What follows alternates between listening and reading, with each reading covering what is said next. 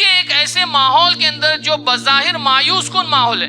کہ جس دعوت کو لے کر پیارے نبی صلی اللہ علیہ وسلم اٹھے ہیں اس کے ویسے اثرات، ویسے نتائج رونما نہیں ہو رہے ہیں، اور الٹا کیا ہو رہا ہے، ایک طرح کا خوف کا ماحول ہے جس کو کریٹ کیا گیا ہے، مختلف طریقوں سے آپ کو ستایا جا رہا ہے، آپ کا سوشل بائیکاٹ کیا جا رہا ہے، آپ کے اصحاب کو بھی بے شمار جو ہے ستایا جا رہا ہے، مارا جا رہا ہے، پیٹا جا رہا ہے۔ اور میں چاہتا ہوں کہ اس پیغام کو ہم آج کے حالات میں بھی جو ہے سمجھنے کی کوشش کریں کہ آج حالات ایسے ہیں کہ جہاں پہ بہت زیادہ ستایا جا رہا ہے، پریشان کیا جا رہا ہے، موب لنچنگ ہو رہی ہے، لوگ جو ہے جینوسائیڈ کی دھمکی دے رہے ہیں۔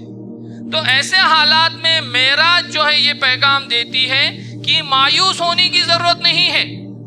پیارے نبی صلی اللہ علیہ وسلم کو یہ پیغام دیا گیا تھا کہ جہاں پہ فرش والوں نے آپ کو ٹھکرا دیا، آپ کی عزت اور آپ کی تکریم نہیں کی، آپ کو عرش والے نے اپنے پاس بلایا۔